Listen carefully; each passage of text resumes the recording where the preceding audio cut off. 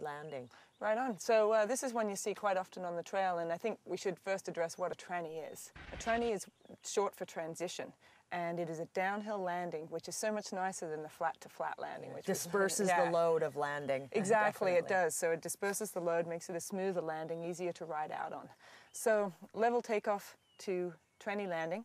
As you approach, before you approach, you want to have a look at it, because the takeoff to the landing, you don't know what's in between. And if there's a bit of a gap in between, or whatever the gap is, you need to adjust your speed accordingly. So that's the first thing. Once you've done that, approach as you would for a flat takeoff, as we discussed earlier.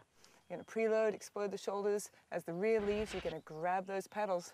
Now this is the place where something's going to change a little bit. You're in the air, you've got the front with the handlebars, the feet with the pedals, and you can extend the arms down and hold those pedals so that you adjust the bike to the transition tranny and ride away. Is it a real definitive push, would you say, with the arms, Damo, or is it kind of a gentle glide push as you go down into that transition? It's a great question, because transitions are all very different. They can be quite shallow or a fairly steep transition. So when you're in the air, you're holding the bars, you've got the pedals, you need to decide how much you need to make that aggressive extension of the arms. If it's a steep tranny, really push down hard on those arms to get that bike angled and holding the pedals. Or if it's mellow, you don't need to do much at all. You're going to feel a very slight extension of the arms to adjust yourself. Okay, and Damo, what about a situation where we have a takeoff to a downhill landing? So an uphill takeoff to a downhill tranny. Yeah, now we've already addressed both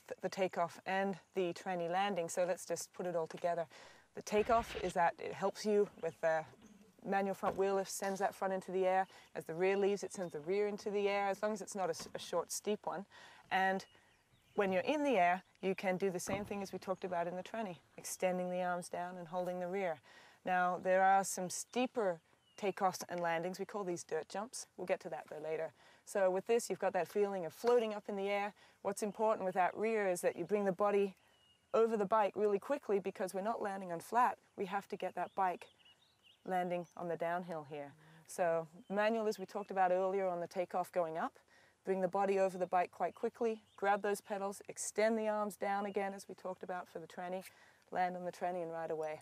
Awesome. Yeah. And another kind of more, I guess, intimidating predicament for hucking is a downward takeoff to a downward landing. Yes, yeah, and that's a really common one. You're going to see this a lot on the trails, especially on the downhill trails.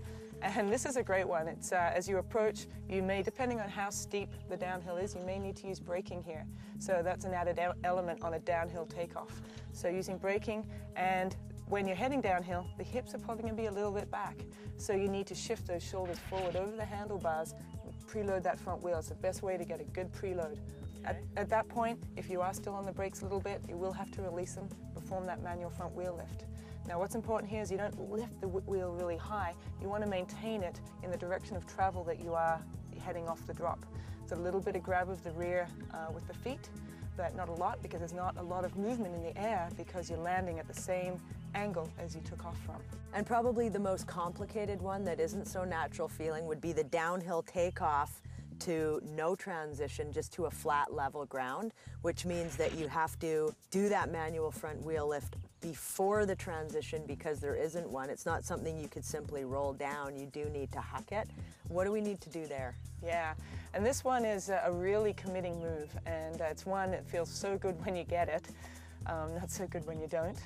And one thing is important as you're heading downhill, that you have at least a bike length before you perform the manual. It's really hard if the rear wheel is still up on the flats. So once you're entering, brakes are on, you're going to move those shoulders aggressively forward over the handlebars and preload that front wheel. At that point, if you are still on the brakes a little bit, you will have to release them, perform that manual front wheel lift. The explosion of the shoulders up and back needs to be powerful. Lift that front wheel up. And this is the key to the move as well, I find, is the extension of the legs down. Because what that does, the bike is here, you pull on the bars, you push with the legs, and it rights the bike underneath you really quickly. That way you've leveled the bike out for the landing, nice absorption, and right away. And there's a great shot of you doing just that on Smoke and Mirrors and Whistler, coming down that steep rock face, and you just lift that front wheel and avoid that hole at the bottom very nicely.